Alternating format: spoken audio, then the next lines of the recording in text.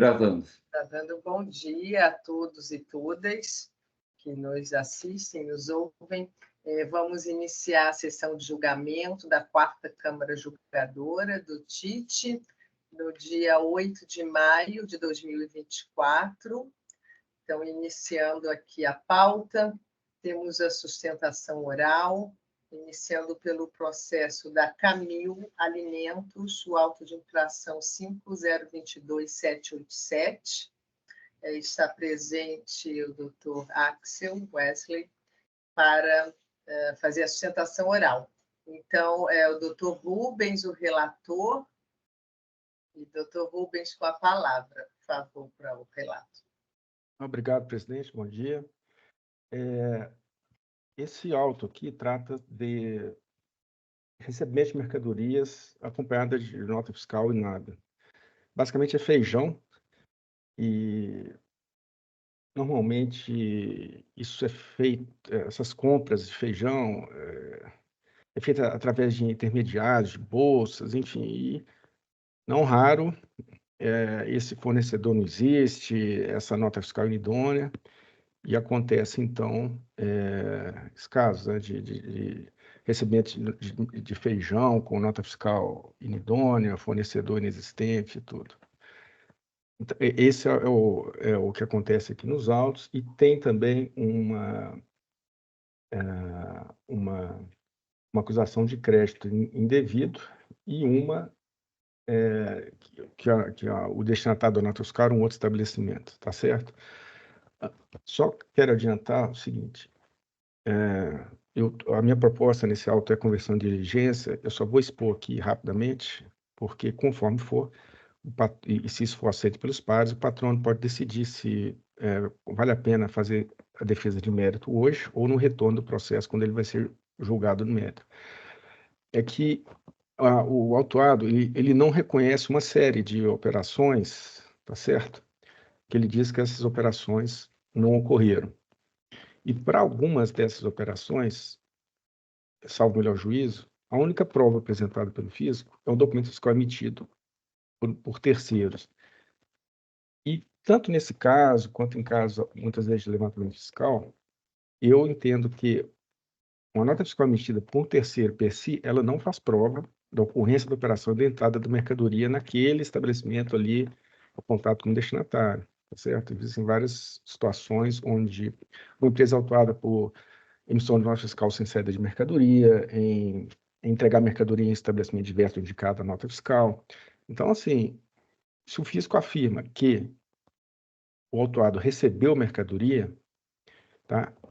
Isso não pode ser fundamentado unicamente numa nota fiscal emitida por um terceiro que não está registrada no estabelecimento, né, de destino e que não há nenhum elemento apto a provar isso, tá certo? Então, essa situação, em relação a, parece que cerca de 50 notas fiscais, ficou nebulosa, tá? No processo, a meu ver, eu estou pedindo para a auditora separar, dentro dessas 50 notas, aquelas que existem algum elemento de prova. Tem uma que tem, por exemplo, tem um ticket de pesagem, de entrada, tá? Isso prova a entrada da mercadoria no estabelecimento. Mas para que seja possível, então, segregar aquilo que tem prova de entrada e aquilo que tem só uma nota fiscal emitida por um terceiro, que o autuado não reconhece a ocorrência da operação. Então, nesse sentido, é que eu estou propondo a diligência para a auditora para ela fazer essa triagem para nós, que aí, quando vier a hora, essas operações aqui só tem uma nota fiscal emitida por terceiro e mais nada, então, essas, se voltar desse jeito, eu vou votar para tirar essas notas do auto. Então, por isso que eu estou pedindo essa manifestação da auditora, tá certo? Então, deixa aí a meus pares, né? Mas, de qualquer forma, não fiz o julgamento do mérito total aqui, de forma que, ainda que não seja aceita a diligência, eu peço, então, que o processo seja retornado para a minha relatoria para eu terminar o voto do mérito. É isso, senhores. Sim, obrigado, doutor Rubens. Estou vendo aqui, então, a diligência para a auditora, que inclui qualquer outras informações, e garantida a oportunidade contraditória, né? Doutor Axel, o senhor está aí com essa possibilidade de fazer a sustentação oral hoje, tá? Se quiser, então pode se pronunciar, mas também essa possibilidade, aí dependendo do entendimento da Câmara, se será realmente convertido em diligência ou não, o senhor pode fazer no retorno, né? Porque até a proposta do Dr. Rubens é com o contraditório, então, após, né, a manifestação da auditora, o processo também será aberta a oportunidade do contraditório. Perfeito. Bom dia, senhora presidente, bom dia a todos. Dada essa situação, eu prefiro postergar, então, a sustentação oral, caso a Câmara entenda pela conversão em diligência, e aí, no momento posterior de retorno dos autos, fazer a sustentação oral. Sim, no retorno. Vamos, então, colocar em debate, né? Alguém quer se pronunciar? Concordam com a diligência? Eu acompanho a diligência proposta pelo Rubens. Eu acompanho o relator também. Também acompanho a diligência, acho que ela é bem-vinda. Doutor Pedro, senhora presidente, eu tô só terminando de ler o voto aqui. O doutor Rubens está pedindo para que ela faça um demonstrativo indicando quais são as notas que efetivamente a autuada nega que recebeu, né? Doutor Rubens, seria bom ler essa... Certo. Especificamente, né, o que está na diligência, o seu voto, para ficar mais claro isso. Tá bom. Então, é o seguinte. Bom, como eu adiantei, o autuado afirma que algumas notas foram emitidas, mas que as operações não ocorreram. Aí eu vou colocar aqui, vou ler aqui o que a auditora fala.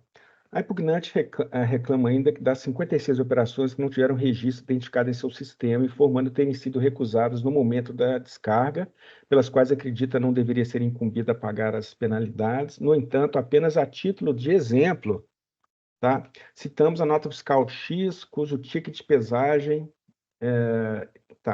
Ademais, o DANF, juntado às folhas 92, não possui evento de operação não realizada.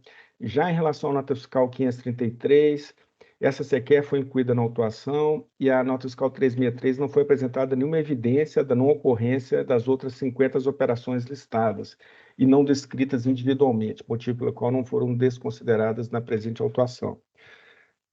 Em suma, a autuada diz que a auditora diz que o autuado não apresentou provas da não ocorrência da operação. Então, diz o seguinte, em que pese o zelo e esforço da auditora na elaboração da instrução e na análise da documentação e alegações defensórias, persiste um ponto nebuloso que diz respeito à comprovação da efetiva entrada da mercadoria no estabelecimento autuado em relação às operações por ele não reconhecidas. A existência de um ticket de conferência interna da Camil, referente à nota fiscal 363, por exemplo, comprova o inequívoco ingresso da mercadoria no estabelecimento, apesar da nota fiscal não ter sido lançada no registro de entrada. Entretanto, um documento fiscal emitido por terceiros não comprova per se o efetivo ingresso da mercadoria no estabelecimento ali indicado como destinatário. Nesse caso, é necessário trazer outros elementos a comprovar a operação, como ticket de pesagem, prova de pagamento, pedidos, frete, qualquer outro elemento apto a robustecer em conjunto com o documento fiscal a convicção da ocorrência da operação. Nesse caso, não há como se exigir do próprio contribuinte a prova negativa, ou seja, a prova de que a mercadoria não entrou no estabelecimento, pois é uma prova impossível de ser produzida. Desta forma, propõe a remessa do processo à auditora para que a mesma, em colaboração, elabore um demonstrativo simples, nos indicando as notas fiscais incluídas no AIM, cujas operações foram objetivamente negadas pelo autuado, e para as quais não há outro elemento que comprove a entrada da mercadoria no estabelecimento, indicando também as operações onde ocorreu comprovada devolução da mercadoria. Isso porque, com exceção do item 7, as acusações fiscais têm como premissa fática o efetivo recebimento das mercadorias indicadas na documentação fiscal inidônea, recebimento este que, para os efeitos da aplicação das penalidades previstas na legislação, não pode ser presumido. Reitero que isso se aplica apenas aos casos objetivamente apontados pelo autuado, com indicação da respectiva nota fiscal em relação à qual não reconhece a operação ou a entrada da mercadoria. a auditora poderá incluir outras informações, etc, etc. Essa, então, é a proposta, senhores.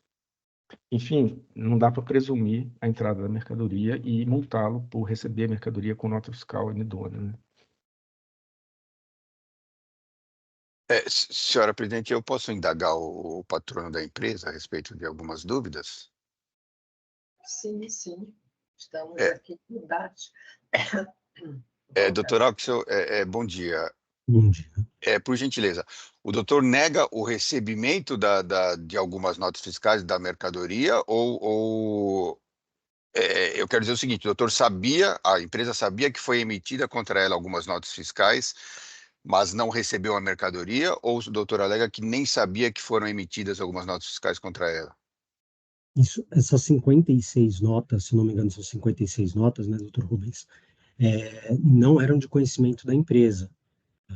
Então, no momento em que foi feito todo o levantamento de documentos e iniciou-se esse comparativo, a empresa desconhecia essas notas fiscais. Ok, eu estou satisfeito, senhor presidente, eu vou concordar com a diligência. Obrigado. Sim, ok.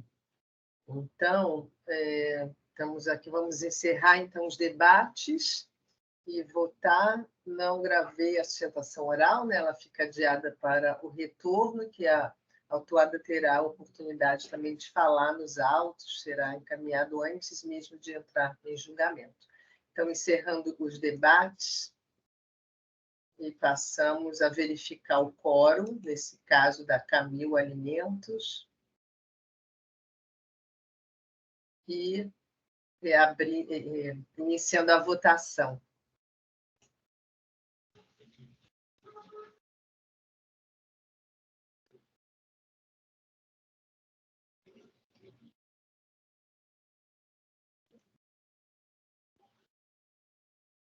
Então, encerrando a votação, o processo ele está saindo em diligência, doutor Axel, tá? Conforme lido pelo doutor Rubens, né? E o senhor fica acompanhando o caso, tá? Depois do retorno de diligência. Então, encerrando aqui o caso, convertido em diligência, Camil, auto 5022.787. Então, obrigada, doutora Axel. Eu que agradeço, uma ótima sessão. Bom dia. Bom dia, obrigado.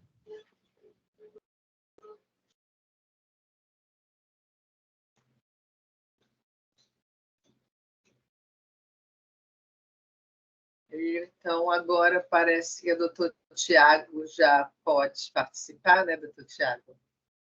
Nós não temos outra sustentação oral hoje, os outros processos não têm sustentação oral, então vamos passar para o caso que é de vista, né? O doutor Flávio é o relator, é o Brasalpla, o auto de infração 4071055. Saiu, o doutor Flávio é o relator, saiu em vista para o doutor Adolfo. Mas já foi feita a sustentação oral, né? Só acompanhamento no caso.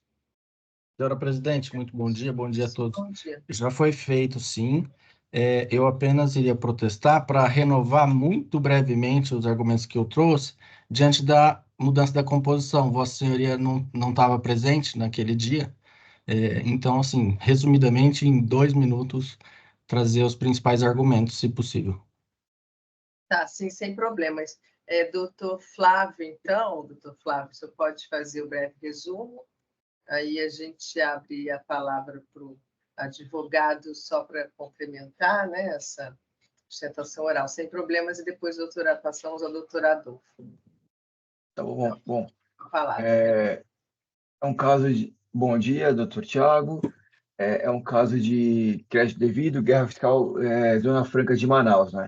Então, tem a sessão monotemática do TIT sobre o assunto. Eu proferi voto superando o decidido na sessão monotemática, que era o de manutenção das acusações, devido ao recente posicionamento do STF e em decisão que cita especificamente o Tribunal de Impostos e Taxas, para que a gente siga o entendimento de que esses créditos devem ser validados. Na ocasião, também foi colocado que tem um recurso pendente aí da PGE do Estado, mas aí eu verificando nos autos do processo o recurso pendente, eu concluí que ele não afeta a nossa matéria, então é meio distante do que a gente está tratando aqui, porque a gente, o fornecedor ele é de indústria da Zona Franca, né? E o recurso pendente é para contribuintes fora da Zona Franca que não sejam indústria. Então, foi esse o meu voto. E, na ocasião, o doutor Bergamini pediu vista para analisar melhor o processo. Acho que é isso o resumo.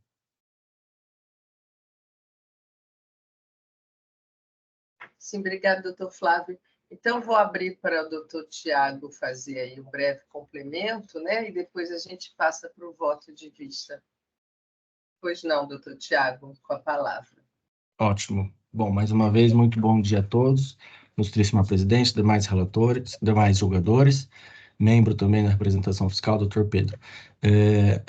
O relator, doutor Flávio, indicou bem os argumentos, os fundamentos pelos quais o auto deve manter cancelado, né? Por 2 vezes a DTJ já cancelou esse auto. Agora, pela segunda decisão, com fundamento no artigo 15 da Lei Complementar, então distinguindo o benefício da Zona Franca de Manaus. As principais questões que nós suscitamos, como o doutor Flávio levantou, agora são de natureza processual, né? E que vinculam o Tribunal Administrativo, que são 2 decisões, uma em ADPF e a outra em uma ação direta de inconstitucionalidade.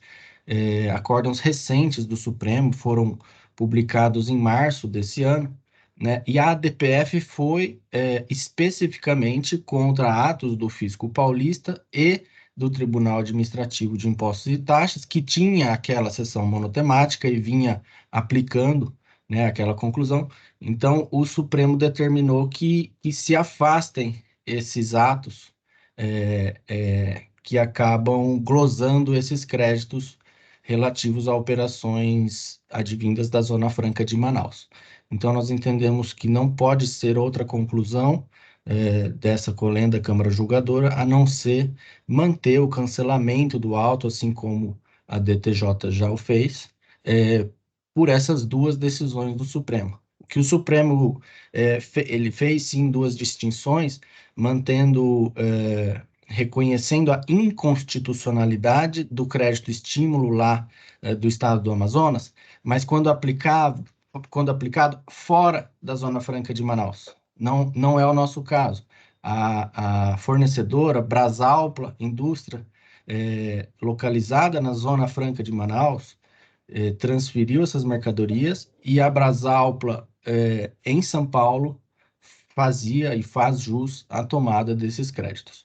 Apenas um último ponto, subsidiariamente, nós trouxemos um argumento que, inclusive, foi ratio decidendi também da decisão recorrida, que é o seguinte: o auto de infração ele se pautou meramente na presunção de que houve o uso desse benefício fiscal lá na Zona Franca, né? Não houve nenhuma prova, não houve uma diligência no sentido de intimar o contribuinte daquele estado para apresentar documentos, esclarecimentos, coisas do tipo. Então, a decisão também usou esse argumento, porque o auto está sustentado numa mera presunção. Então, subsidiariamente, esse também é um argumento em nossas contrarrazões para que o auto seja cancelado, porque ele está amparado em presunção. Senhores, são esses os principais fundamentos pelos quais a gente espera e confia pelo desprovimento do recurso de ofício e mantém, então, o cancelamento do auto de infração. Fico à disposição para esclarecimentos. Muito obrigado. Tá, obrigada, doutor Tiago, pelos seus esclarecimentos. Voto de vista, então, doutor Adolfo, com a palavra, por favor. Eu estou aqui só fazendo alguns ajustes no voto, já registro. Mas o meu ponto é o seguinte: quando nós falamos desse processo lá atrás, existia, houve entre nós um debate sobre a extensão dos benefícios, dado que o Supremo julgou inconstitucional 2 benefícios, o corredor de importação e o crédito de estímulo, mas para empresas que não são apenas industriais, né, que são comerciais, né? Então, desvirtuando o propósito da Zona Franca. E no processo, o Flávio deixou claro que seria um benefício, o que o autuado seria, no caso, uma indústria, e, portanto, o benefício é para a indústria, não para o comércio. Como a gente tem notado reviravoltas de jurisprudência do Supremo, mesmo em reviravoltas em casos de embargos, né, que, porventura, apesar de ser instado para esclarecer um ponto obscuro ou outro, é fato que embargos no Supremo tem se tornado mais um recurso meritório. Então, já que a questão está judicializada, e por que judicializada? A gente perde muito pouca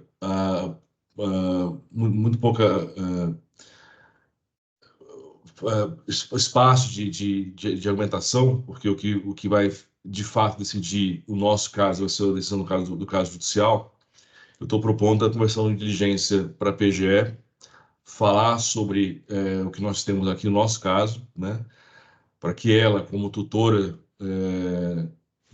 da ação judicial que está em curso do Supremo, possa dizer de modo oficial se o caso aqui tratado é ou não aderente à questão colocada nos embargos de declaração lá no Supremo, na DPF. Então, esse é o meu voto. Estou fazendo apenas alguns ajustes aqui. Sim, obrigada, doutor Adolfo. Então, aguardamos aqui o seu registro. Então, o caso está em debates.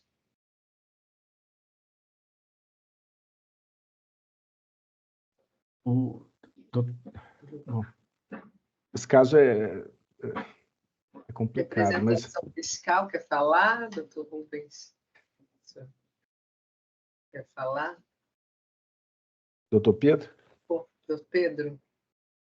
Eu tô olhando aqui, ó, a DPF 4832, mas independente disso, eu vou concordar com o voto do Dr. Bergamini, porque realmente quem fala pela Fazenda no âmbito judicial é a Procuradoria, e ninguém melhor do que ela para dizer quais são os efeitos desse embargo de declaração no atual processo, porque ela que exatamente entrou com esses embargos de declaração, então ela pode deixar claro o que ela quer que fique definido e se o teor do embargo de declaração pode alterar efetivamente este caso, né?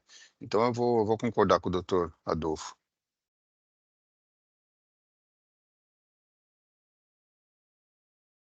Doutor Flávio vai manter o voto, doutor Flávio? Então, eu vou manter o voto, porque como a peça do embargos está disponível para visualização, eu visualizei e eu não vi como poderia ser diferente o resultado, né? Me parece que a gente manda para diligência vai ser só um passeio do processo, tá? Porque no que ela pediu, não, pelo que eu olhei, não alterem nada aqui, né? Então, por isso que eu vou manter. Mas, com certeza, as razões do Dr. Bergamini são excelentes. Agradeço muito pelo voto vista, né? Mas eu vou manter o meu voto.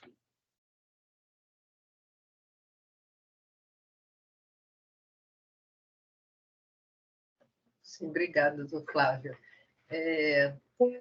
Eu acho, aí a minha opinião, né, eu vou acompanhar o doutor Bergamini também, porque eu acho prudente, né, na verdade, o doutor Flávio, né, nessa sua linha, está correto, eu até acompanharia inicialmente, mas repensando bem o doutor Adolfo, aí seria prudente essa manifestação, né, da PGE, sobre o caso, então eu vou acompanhar o doutor Adolfo para conversão em diligência.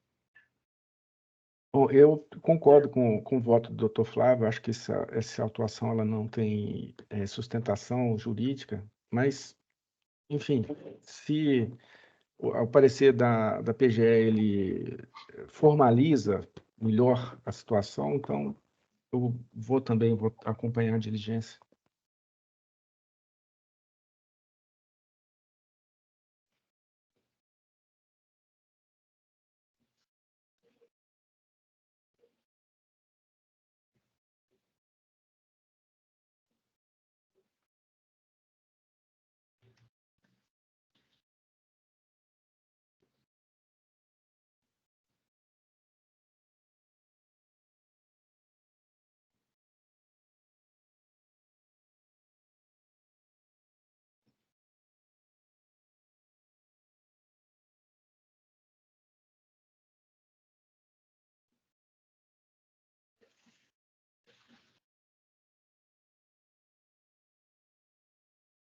Bom, então vou registrar.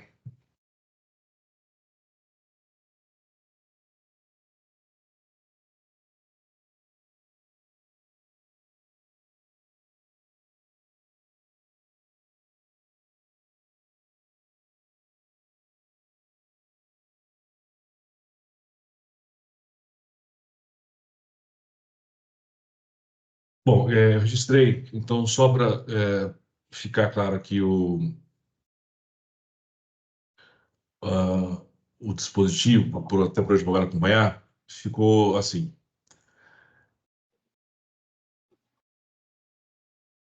Tendo-se em conta que a matéria aqui tratada está judicializada, os órgãos de julgamento do TIT perdem praticamente todas as funções de julgamento no âmbito do processo administrativo, já que a decisão judicial, já que a decisão judicial prevalecerá aqui. Portanto, tendo a PGE a atribuição de representar judicialmente a Fazenda do Estado no judiciário, penso que é a ela quem cabe a se pronunciar sobre a extensão dos efeitos dos questionamentos propostos em seus embargos ao presente caso.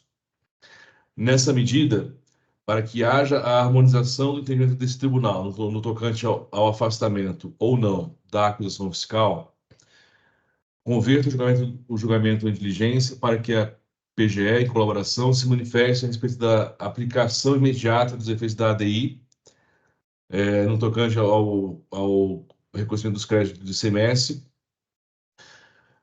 beneficiado pelo crédito de estímulo, ainda que a DPF 1004 esteja pendente de julgamento. É como voto.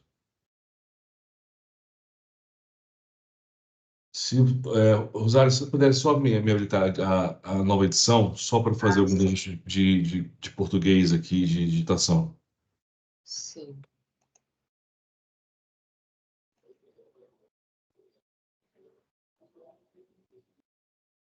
Só um instante aqui, que eu acho que eu cliquei. Habilitar, deixa eu ver onde é que eu habilito. Ah, sim. Habilitar a edição, já.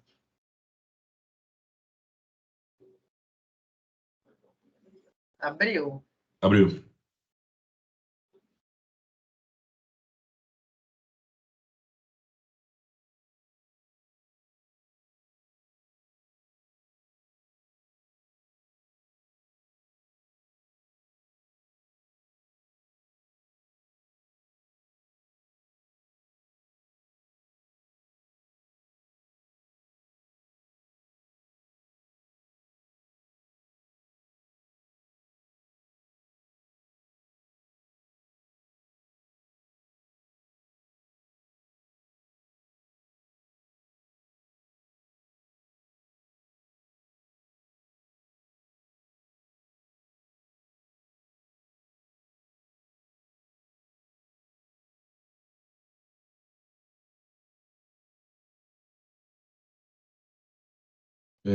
Pronto, registrado.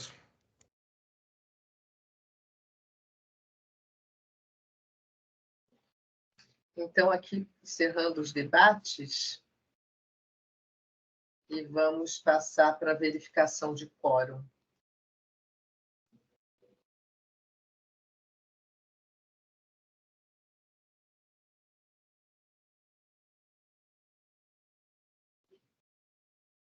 E iniciando, então, a votação.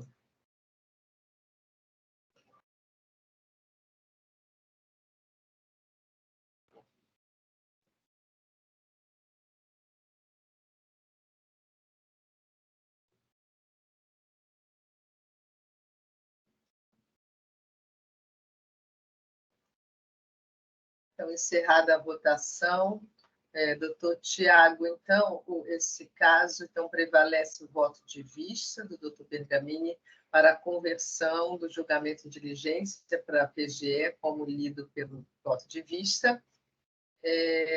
Isso eu fico aí acompanhando, então, o caso, tá? Brasalpla, Brasil, auto 4071055. Então, agradeço aqui legal. a sua presença. Senhora presidente, me ocorreu apenas uma dúvida aqui, se no dispositivo vai constar um prazo para que a PGE se manifeste, ou caso contrário, ela poderá aguardar o julgamento dos embargos. Apenas uma dúvida, até peço vênias de não ter levantado isso, mas só me ocorreu agora. Não há um prazo, né, doutor Bergamini? Só converteu em diligência, mas não temos um prazo. Salvo engano, quando não tem prazo, são 30 dias. É o prazo legal. E eu pedi para se manifestar sobre os efeitos da aplicação da ADI e da ADPF nesse caso, não para esperar aguardar os embargos, né? Mas deixa eu ver aqui agora na nossa, aqui na 3457, se não tiver prazo de vigência, eu coloco os 30 dias. Apenas esse receio deles entenderem por aguardar julgar os embargos, né? O caso pode ficar mais alguns anos. Tá legal. Muito obrigado, senhores. Se quiser aguardar, deixa eu só tentar acessar aqui a lei Tá. nossa. Eu estou com problemas aqui. Porque Pessoal, foi nossa. encerrado, já foi votado, teria que Já foi? Então... É possível reabrir os debates, né? Tá, entendi. Tá bom, então... Como reabrir o prazo, existe um prazo legal, doutor, não sei se são 5 ou 30 dias. 5 certamente não vai ser por conta do prazo, né? Mas existe um prazo legal mínimo, que não é solto. Eu estou tentando abrir aqui a nossa lei A3457, mas está dando erro aqui de acesso ao site, por alguma razão. 30 dias o prazo da... Então é isso aí. Tá. Tudo bem. A gente vai acompanhando. E eu agradeço a atenção e desejo um bom final de julgamento aos senhores. Obrigado, Thiago. Um abraço. Tchau, até mais. Então, podemos aqui encerrar o julgamento com essa... Até também se passar o prazo, então, encerrando o julgamento. Passar o prazo, também não temos o que fazer, né? Propriamente. Então, finalizando aqui, encerrando o julgamento.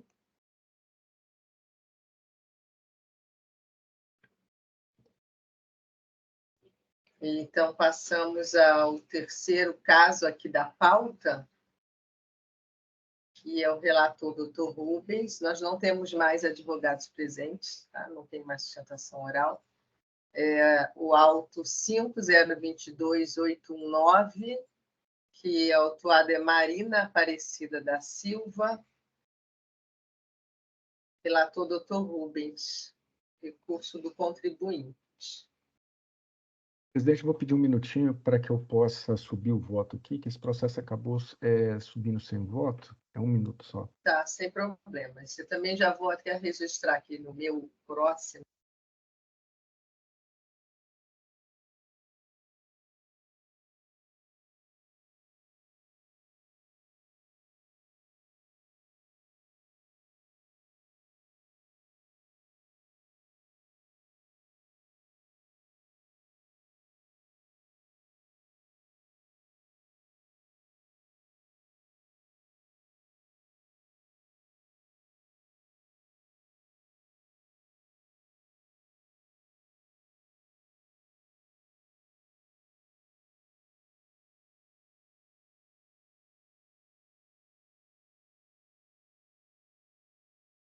Já foi.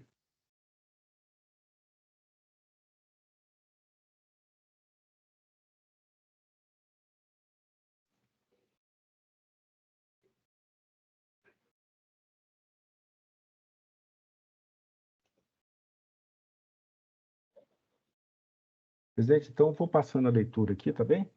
Sim, claro. A palavra, pode. Tá bem. Bom, Nesse caso aqui, a acusação é de falta de pagamento do imposto por falta de escrituração no registro de saídas de documentos fiscais de saída tributada, tá certo? A autuada figura como sócia majoritária na empresa, através da qual foi praticada a infração Ludmax, fabricação e distribuição de produtos alimentícios, tendo em vista que a empresa foi baixada em 3/7/2023 por extinção pelo encerramento da liquidação voluntária. Não sei se é assim que o auditor descreveu, né? O presente ainda está sendo lavrado em nome de sua sócia majoritária e solidariamente do seu sócio minoritário constante no CADESP. Certo? Então, eu já vou passando aqui a leitura do voto. A acusação já foi lida. Inicialmente, o AIM foi lavrado em observância do artigo 142 do CTN, não há vícios, omissões na porção do crédito tributário, a infração está claramente descrita, está acompanhada dos elementos probatórios, a pessoas infratores, a matéria tributável, o tributo devido, as penalidades aplicadas estão plenamente determinadas.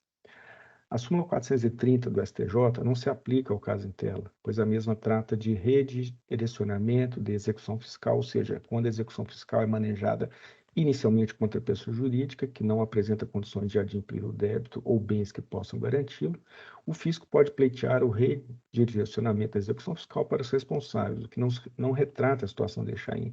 Foi lavrado diretamente contra os sócios, haja vista a dissolução da empresa ao meio dos trabalhos de fiscalização culminaram no AIM. Pois bem, após receber as notificações para autorregularização, programa nos conformes, tá bem? No sentido de apresentar a AFD omissa, os responsáveis pela Ludmix, fabricação e distribuição de produtos alimentícios, baixaram a empresa no CADESP e constituíram uma nova no mesmo local, tá bom? Não se pode considerar no AIM os créditos a que o contribuinte faria jus pela entrada da mercadoria. No lançamento de ofício, a autoridade fiscal, cujos atos estão estritamente vinculados à lei, exige os direitos do Estado, ou seja, o imposto que deixou de ser pago, mas não possui a liberalidade de considerar créditos do imposto a que o contribuinte teria direito de forma a realizar a pretendida compensação por falta de previsão legal. A jurisprudência que fundamenta o pleito de consideração dos créditos alegado pelos recorrentes se trata do julgamento do recurso ordinário manejado no AIM tal. Ali verifica apenas um voto de preferência vencido, ou seja, o acordo negou o provimento ao pleito do contribuinte autuado, reafirmando a impossibilidade jurídica de se realizar no lançamento de ofício a compensação do imposto devido com créditos que o contribuinte teria direito. Não houve cerceamento de defesa, as provas são claras, estão juntadas ao AIM. O autuado deixou de escriturar notas fiscais de saída tributadas e, desde setembro de 2022, vinha recebendo diversos avisos para regularizar a situação, os quais foram ignorados pelos recorrentes, e esses, no presente processo, possuem total liberdade de produzirem e juntarem em sua defesa toda e qualquer prova disponível. A meu ver, está claro que os responsáveis baixaram a inscrição estatual da LUD, visando se livrar do débito fiscal da empresa superior a 3,5 milhões de reais em ICMS não recolhido. Não acolho as alegações de dificuldade em se defender pela suposta falta de acesso à documentação fiscal da empresa neste momento. A uma não haveria dificuldades em cessar tal documentação junto à contabilidade. A duas, ao dar baixa na empresa, cientes do débito fiscal, os interessados assumiram o risco de serem autuados, não cabendo agora alegar que seus próprios atos, aparentemente dolosos, estariam nesse momento dificultando sua defesa. Eu passo, então, a transcrever um trecho do relato do fiscal, que ele diz o seguinte: preliminarmente, convém relatar que desde setembro de 2022, a autuada vinha recebendo diversos avisos para autorregularização através do DEC, tendo em vista a falta de entrega da escrituração fiscal digital. Em 3/10/2022, foi lavrado um outro AIM, pela falta de entrega da FD. Posteriormente, a empresa continuou recebendo diversos avisos da mesma natureza e, no decorrer da fiscalização, foi constatado que, embora a autuada tivesse saneado a omissão com a entrega da escrituração fiscal, diversas notas fiscais de saída tributadas não foram lançadas no registro de saídas, o que ensejou valores de imposto a pagar significativamente menores que o devido. Em 30 de março de 2023, constatamos a abertura de outra inscrição estadual com o mesmo nome empresarial, no mesmo ramo, com os mesmos sócios, no mesmo endereço que a autuada. Curiosamente, a autuada efetuou a baixa da sua inscrição estadual pelo encerramento da liquidação voluntária em 3/7/2023. e 23. O fato relatado acima, ainda o fiscal falando, nos mostra forte indícios de dolo da sonegação de impostos, uma vez que a autuada, através das notificações recebidas via DEC, tinha ciência que estava sendo fiscalizada, inclusive já tendo sofrido autuação por falta de entrega de obrigações acessórias.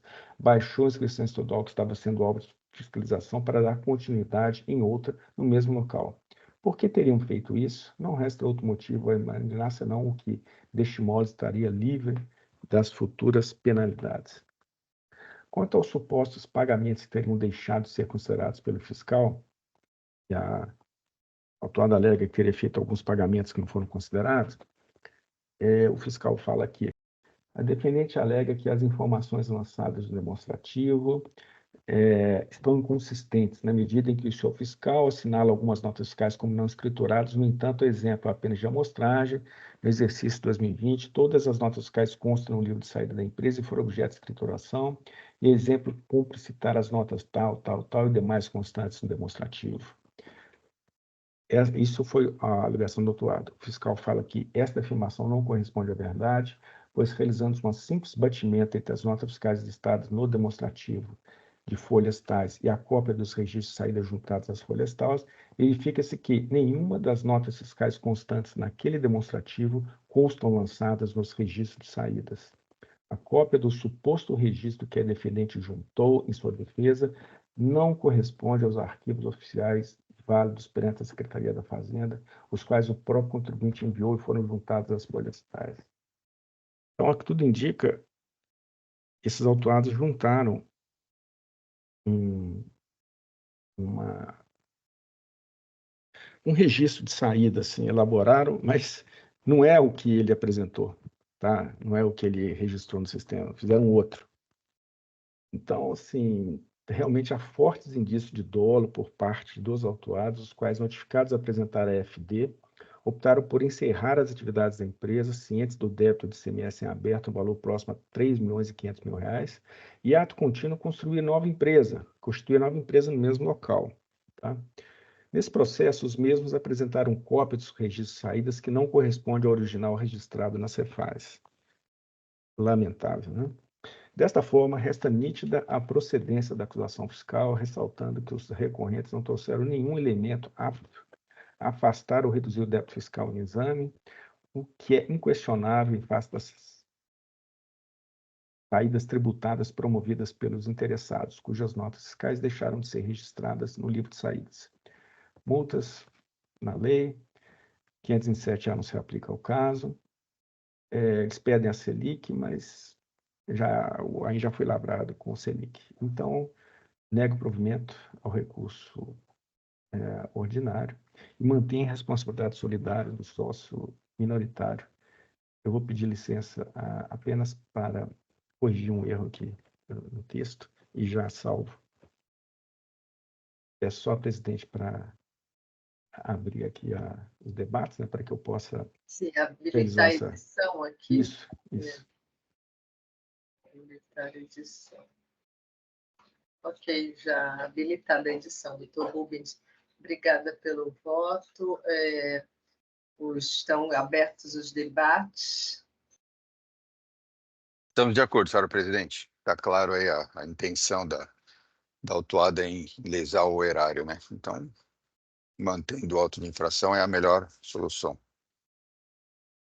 Eu também, presidente, eu acho que está bem claro aí o dolo, inclusive em representar registros de saída que não correspondem aos entregues para a Fazenda na fase do contencioso. Eu só me ressenti, na verdade, estava falando do processo, o autor do feito, ele fala que tem uma empresa com o mesmo sócio no local, na mesma atividade. Só que eu não consegui achar que empresa é essa no processo, porque eu acho que isso, tudo aqui já demonstra, mas isso também fortalece isso, né? Essa questão. Eu não sei se o Rubens achou, é só para... Não, doutor Flávio, na verdade, eu não fui atrás dessa informação porque eu entendi que ela, digamos assim, dá um contexto, né? Mas não influi na infração em si, né? Que é a falta de registro de notas tributadas no registro de saída, né? Essa outra empresa que se formou no local, ela mostra assim digamos assim, o dolo, né? Essa intenção deles quer dizer, se livrar da empresa com débito, abrir uma nova e deixa o barco afundar com a dívida lá e vamos construir um novo aqui, né? Mas eu entendi que esse fato é uma coisa mais subjetiva, assim, mas ele, abrindo ou não uma empresa nova, não ia afetar a procedência da acusação fiscal. Por isso que eu não me aprofundei nesse ponto, doutor Flávio. Sim, só foi mencionado, pelo que eu entendi, foi mencionado, né? O senhor frisou aqui, né, no seu voto, o trecho que foi falado isso, né? Sim. Como um dos argumentos a mais. Né? O fiscal mostrou a situação como um todo, né? Mas, assim, digamos, objetivamente, a inflação, ainda que não tivesse ocorrido essa nova empresa ali, né? A inflação estaria caracterizada, né? Então, eu realmente não me aprofundei no fato, só expus para mostrar as circunstâncias, né? Como é que aconteceu ali, né? Sim. Essa questão da responsabilidade, né? Temos debatido aqui na Câmara responsabilidade solidária, pessoal, mas aqui nesse caso, então, assim, eu tenho procurado estudar um pouco mais esse tema, né, da responsabilidade solidária ou pessoal, mas nesse caso eu entendo por acompanhar o Dr. Rubens também, porque eu entendo que está caracterizada, baixou a empresa, então eu vou acompanhar, né, baixou essa empresa, mesmo, né, com um argumento a mais, esse de criou outra empresa, seria apenas uma menção, né, não ficou propriamente isso caracterizado, mas eu entendo que é suficiente, né, o que foi falado. Senhora presidente, eu inclusive acho que essa nova empresa poderia ser usada para alterar um pouquinho a acusação, porque o item 12 desculpa, o artigo 12 do RICMES, ele prevê responsabilidade direta por aquele que encerra uma empresa e abre outra, continuando a mesma atividade no mesmo local. Teria sido mais direto, né? Porque essas acusações, assim, que dão ao tua sócio, né, assim, diretamente, é meio problemático, né? Se ele começa a bater, cadê a fundamentação legal para isso? A gente entra numa dificuldade aqui. Mas como não houve esse tipo de alegação nesse processo, eu não tive que abordar essa situação. Sim, sim. Então, mais algum, doutor Adolfo, quer se pronunciar? Eu acompanho o colegiado. Sim. Então, podemos encerrar os debates e passar ao voto, a verificar o quórum, no caso.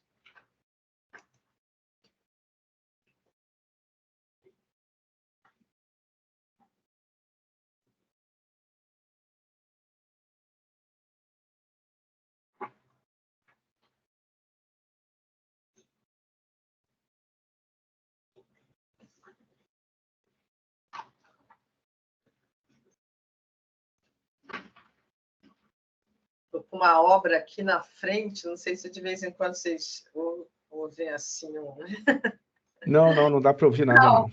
Às vezes eu desligo que, nossa, tem horas aqui que às vezes, por isso que eu até tinha pedido para aumentar um pouco o volume, agora o barulho começou. Lá na superior, doutor Rosário, a gente ouviu o canarinho do doutor Toscano, né, de vez em quando. O avião também. E o avião do doutor Pojaek, né? Mas O do avião resto, não. Nossa, avião é terrível, né? Então, aqui a votação.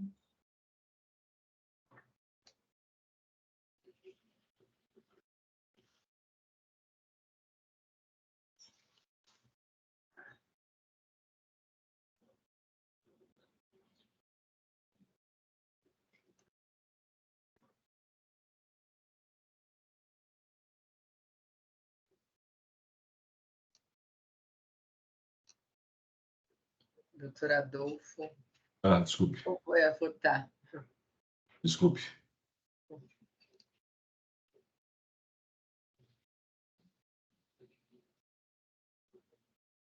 Então, aqui encerrando a votação, o caso Marina Aparecida da Silva Gomes, é o auto 5.022.819, recurso conhecido e não provido, conforme o voto do relator. Então, encerrando este caso, tem que encerrar aqui encerrar o julgamento.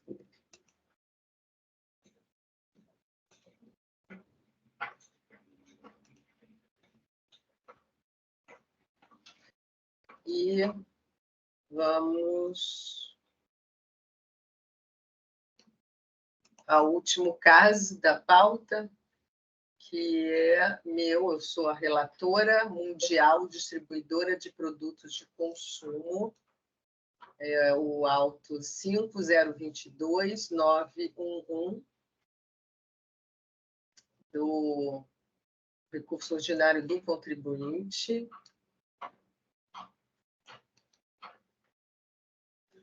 Eu registrei aqui, vou ler, então, não temos advogado presente para sustentação oral, né? Também não houve pedido, não houve protesto de sustentação oral. Este caso, então, é o recurso do contribuinte. São 3 acusações fiscais, são 2 relativas à falta de pagamento do imposto, deixou de pagar na condição a 1 e 2, né, na condição de responsável, o ICMS, então, ICMS-ST, né? Condição de responsável, nos meses tais, em razão de operações destinadas a este Estado com mercadorias sujeitas ao regime jurídico de sujeição passiva por substituição com imposto retido, indicação do valor do imposto a recolher em importância inferior ao escriturado no livro fiscal. Essa é a infração 1, a infração 2 também nesse mesmo sentido, né? Mudam aqui os períodos. E também, então, por transportar, aqui no item 2, transportar valor divergente, né? Uma inconsistência neste valor. Lançamento no campo valor, saldo credor, do período anterior, substituição tributária, que não corresponde ao lançado no campo valor, saldo credor, ST transportar, período seguinte. E a infração 3 elaborou e entregou GIST nacional, do imposto retido antecipadamente por substituição, com indicação incorreta no transporte dos valores. Então, essa é a síntese das acusações. A autuada alega que não teria ocorrido a falta de pagamento, mas uma mera incorreção no preenchimento dessa escrita fiscal e que teria requerido a correção com a substituição das GIAs incorretas, mas que lhe teria sido negado esse direito de correção. Alega que a multa seria desproporcional e confiscatória. E a representação pugna pelo não provimento do recurso ordinário, então, do contribuinte, e aduz que as infrações seriam comprovadas documentalmente pelo confronto das GIAs com os demonstrativos dos registros fiscais de apuração. No meu voto, então, eu estou mantendo a decisão monocrática. Cito aqui trecho da decisão, né, do julgador de primeira instância. Então, aqui, lendo o trecho, eu digo que são 3 essas acusações, né, como eu já lido, 2 relativas à falta de pagamento e a terceira relativa à apresentação das GIAs com indicação incorreta. Eu trouxe o trecho da decisão monocrática e grifei alguns trechos, entendendo que realmente, no sentido que já foi, né, julgado, não verifico os elementos que descaracterizam as infrações apontadas pelo fisco, porque não foram juntadas provas para elidir o trabalho fiscal são meras alegações, né, da contribuinte, da autuada,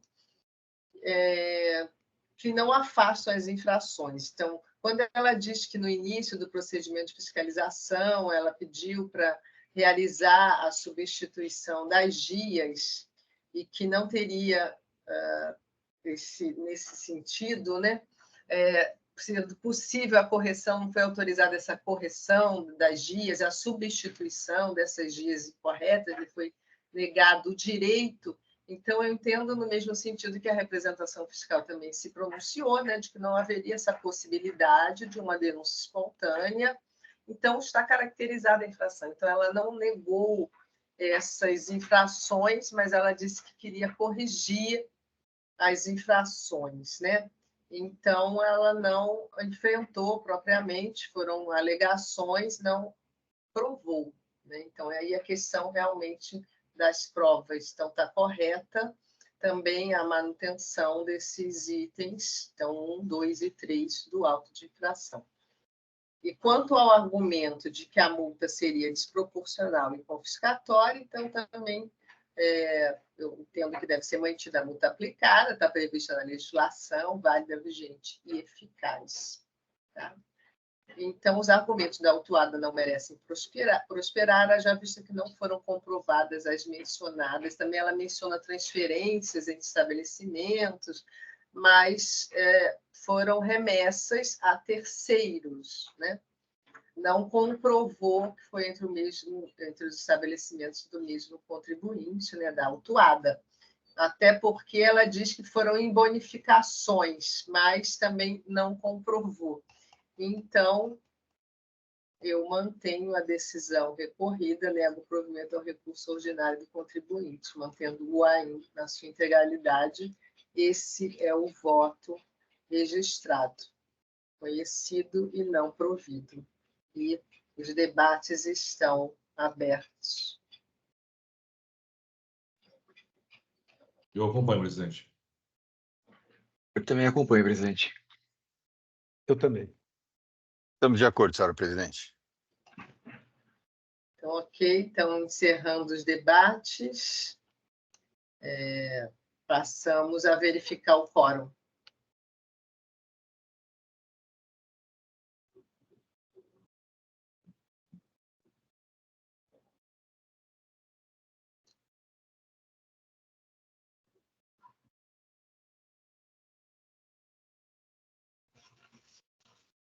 Iniciar a votação.